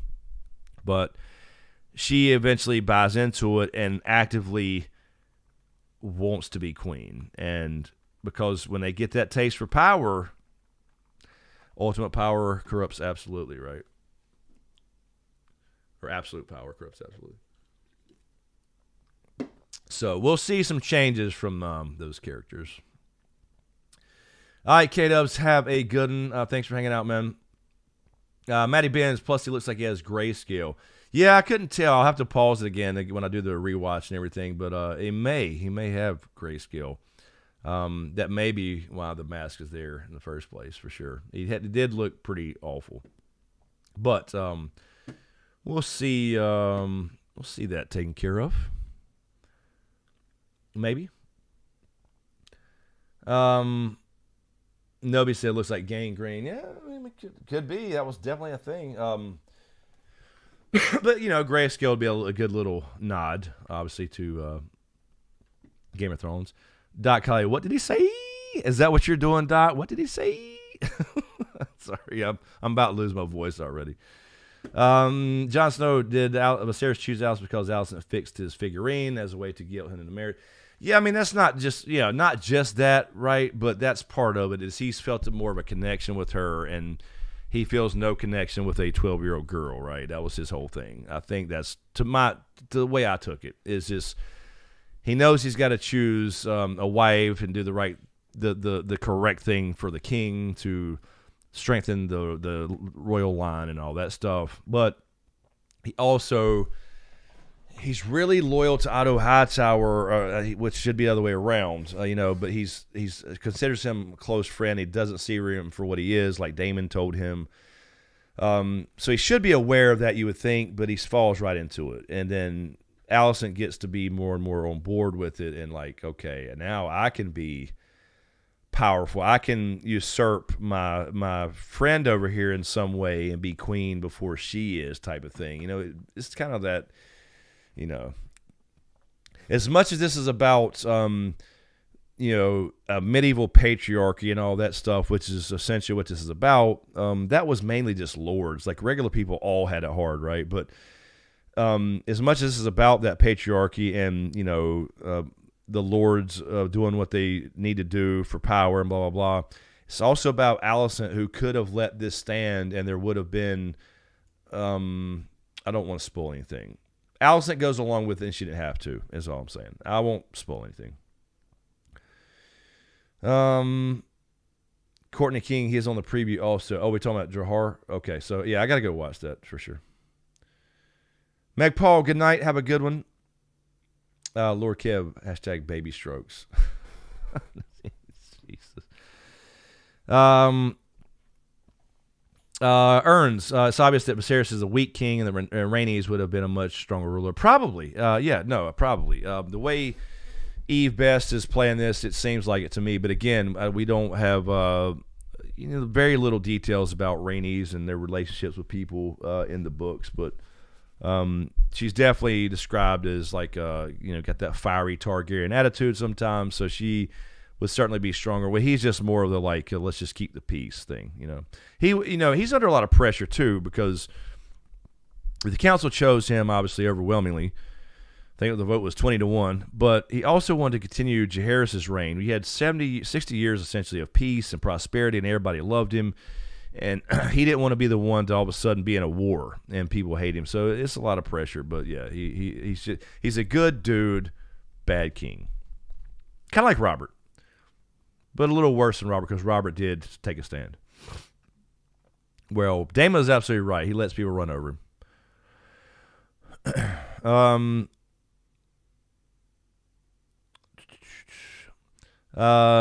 Nicole, my thoughts as well. Paula, and that good to tell us a viewer when she's nervous. Yeah, the Allison thing with the fingernails. Yeah, I think that's, I can't imagine that being much more than what it is, right? It's just, I think what we'll see happen with that is right now she's still kind of doing it when she's nervous. She's like, picking at them, or sometimes she chews on them. But as she starts to change and starts to like become more of a power hungry herself, I guess you could say, we'll probably see that less and less. So we'll see if she continues that as older Alicent, not old obviously, but older in episode 6 or whenever that happens. Alrighty, let's see here. I guess we will. It was pretty straightforward tonight. Again, pretty straightforward up until the last couple scenes. So we won't stay here all night tonight, and I can go ahead and start the recap and or review, breakdown, and the little preview. I got to watch that as well. So if you want to go another 10 minutes, we can. It's up to you guys. And if you still have more questions, let me check Patreon again here as well. Glad to see some people back on Patreon. Appreciate you guys. That is what it's there for. All right, nothing else there.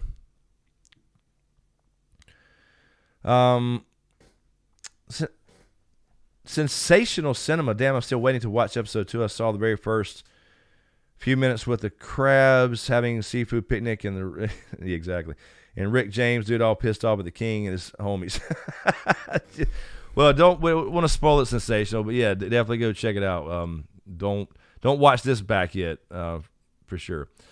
Dark Side Droids, where is Driftwood? So Driftmark, I believe you're saying Driftmark, is right beside Dragonstone. So it's a bigger island, but it's not volcanic. So the Valyrians came over actually way before the Targaryens. They were not a dragon riding family.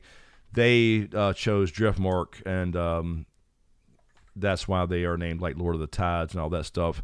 They have a kind of a wooden driftwood throne, like you're saying.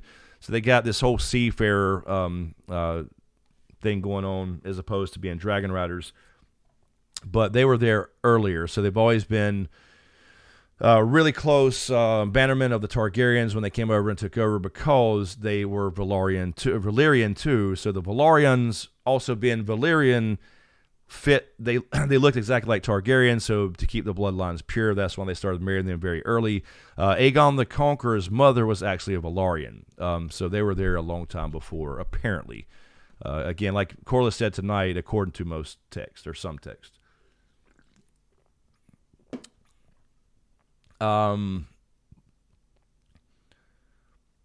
Patrice, yes, exactly. Alison Hightower broke the girl code. This is what I was essentially saying, yes. You don't sleep with or marry your best friend's father. She does break the girl code, absolutely. And we saw Rhaenyra's reaction to that. She expected it to be Laena and fully accepted that's what he's supposed to do as the king. But that was a big shocker because now she's felt betrayed because Alicent was having these secret meetings. So if she learned about the meetings, right? Because if he chose Alicent, it wasn't just out of the blue because it makes no sense. Now she knows that she's been going to him probably, or at least will confirm that she thinks that. So she definitely did, and she didn't have to do that. I mean, I get if the king says, I'm going to marry you, she kind of has to, but she also wanted it after her father started the whole process. So she got played, and now she kind of joined in on the whole conspiracy. Courtney King, never realized that Baratheons had Targaryen blood. Yeah, so the first Baratheon was actually Aegon's half brother, is what it said. Aegon the first half brother. So they've always been Targaryen blood, and then even up to Robert. Robert's grandmother was a Targaryen, so they were always intermixed there. But of course, that was long after Targaryens have started losing their abilities. They started marrying more outside the family, stuff like that. So, yeah. Good night, Nata. Have a good one. Thank you for hanging out. Mizuma, what? She saw that he keeps bees. Game over. Jeez. Oh, oh, Lord, sexy Southern boy can always go another 10 minutes. How mighty. Eric Cartman, yes, Eric. Honestly, I'm with you 100%. I will pay 50 golden dragons to see Otto get got. I agree 100%, man. Yes. Jon Snow rules. Crabfeeder will be a good villain next week. He will be. It'll be kind of cool. I've never liked like most of the Esso stuff, but you got the Charky, the Three Sisters. That's later thing with the what they call. Actually, that's a name for a couple of things, for some islands and for the three cities of Tyros and all that. But it'll be a good little thing. You'll definitely we'll definitely get to see some dragon action. And the big change from the books, to my knowledge, just from what we can saw from the teasers, is that the regular the books, it's just Daemon and Caraxes, and then Corlys and his fleet and all that stuff. So we're going to get Laenor, and I think Rhaenyra will help too. I think she's going to help out, but at least Laenor on Sea Smoke, and so we're going to get at least 2, if not 3, maybe even Rhaenys actually, because she would she's helped. She never does this in the books, but she does help in the war when it comes up. Rhaena obviously is a dragon rider on Melees. I'm sorry, Rhaenys is riding Melees. But you will see at least 2 to 3 dragons helping out this time, as opposed to the books where it's just Daemon. So I can't wait to see that. Carrie, yeah, I believe it was the same finger, and now it's infected again. It's just kind of a little foreshadowing there, Carrie. No, Carol Brown, no. You do not see me blush. No, no blush here, just old. Stuart Bush, I forgot about that. Damn it, Ungoliant. All right, David Gallagher, have a good one, man. Appreciate you hanging out, man. I think everybody's starting to head out. We'll get out of here in just a second. African Sci-Fi Scholar, thank you for the super chat. Thank you, man. Appreciate it.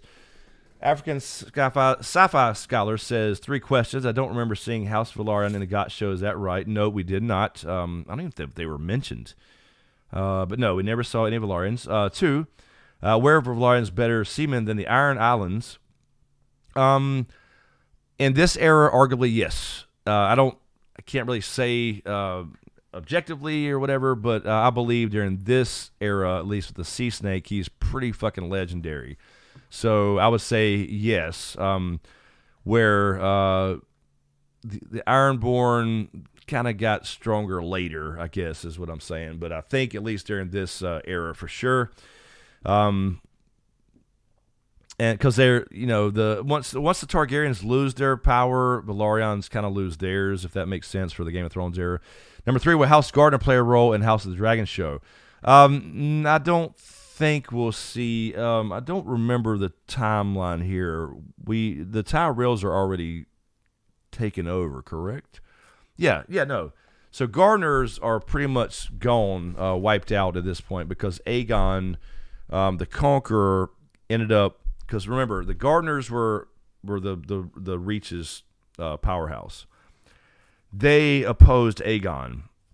Their stewards were the Tyrells, right? So when they opposed Aegon, even though he went to everybody and said, "Hey, look, here's what I'm going to do. I'm going to take over the land, but if you bend the knee, you keep your castles and your lands and titles and." And depending on where they were, they'd make him warden of the north, south, east, or west, whatever. But the Gardners said nope and joined with the Lannisters and got wiped out. And then Aegon made the Tyrells the new powerhouse in the Reach. So they shouldn't have any role in this era.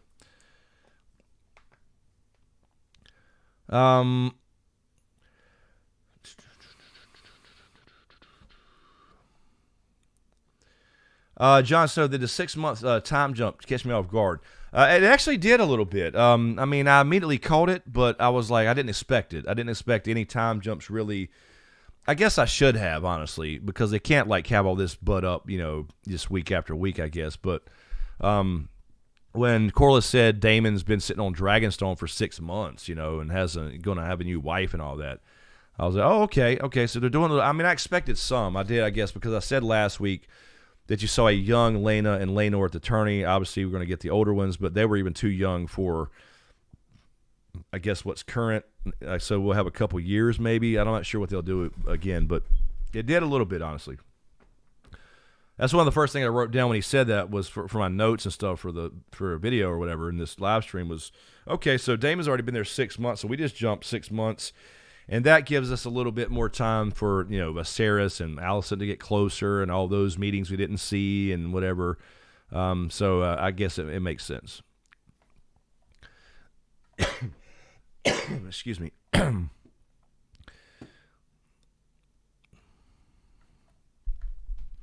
Yeah, Nobi. Yeah, exactly. So, yeah, Nobi, I'm glad you said that, Nobi. That's a good point. The Greyjoys, the Ironborn consisted of a lot more families, right? The Greyjoys became the big sea people later, right? That's what I was trying to say. Nobi said it better than I did.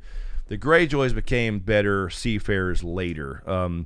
The Iron Islands included, and the Ironborn were a lot of people, including some of the Reach, the old Reach, right? So, Harrenhal, for example, Harren the Black, he was an Ironborn. Aegon destroyed him in the castle and burnt the castle and melted it.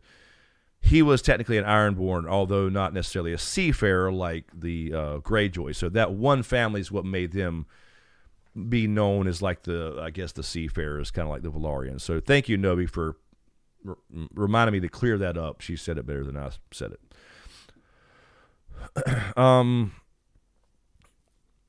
John, so I hope Corliss mentions his 9 voyages more, setting up that possible spinoff. Yeah, he did mention the voyages. Well, he didn't say 9, I guess, but he did mention all the stuff he's done. So we'll probably get a little more of that. They are doing the shout outs to other things. All right. Let's see. All right, so let's. I guess we'll go ahead. Everybody's dropping off and going to bed. I know it's midnight already. I'm about to lose my voice, so.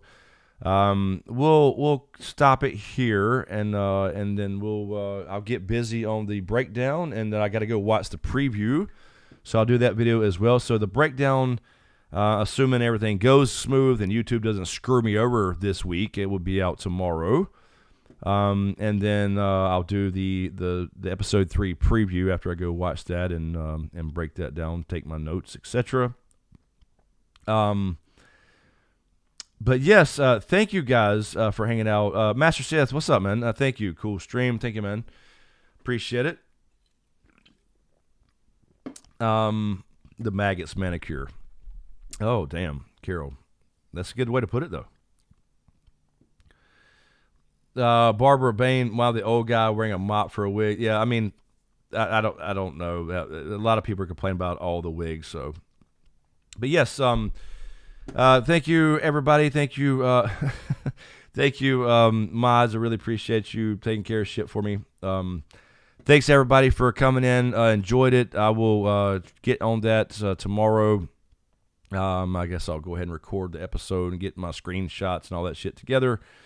But thank you, everybody. Again, thank you for all the super chats and subscriptions. See African Scholar, Raging Cajun, Greenleaf, Raina Marie, Sith Dog, Steve, Stephen Grego, Raging Cajun, Marty Moose, Diane Harris, SD Kane, Caleb Patrick, Dale G, I'm sure, sorry, John Livingston, Miss Sheila, Chicken to Jail, Jan, trying to get me pronounced. Anyway, and then I thank Derek, John, Haymaker for becoming a member, and then several more subscribers, Sean, Karen, Robert, AJ, Matthew, all that good stuff as well, Lady Jen, and Shelby Wright. So thank you guys. I appreciate it. Really good episode. I will get on the video breakdown as soon as I can. Hopefully tomorrow will be out by, I don't know. Usually I can get them done by 6, 7, but again, it depends on YouTube's bullshit too. Last week I had to upload the thing 7 times, and it took an hour every time, so it was like 8 hours late. So I apologize, but we'll get it going. Sir Pancake, good night. Thank you, guys. Thank you, Maj. Appreciate it. Thanks for watching, and we'll see you next time.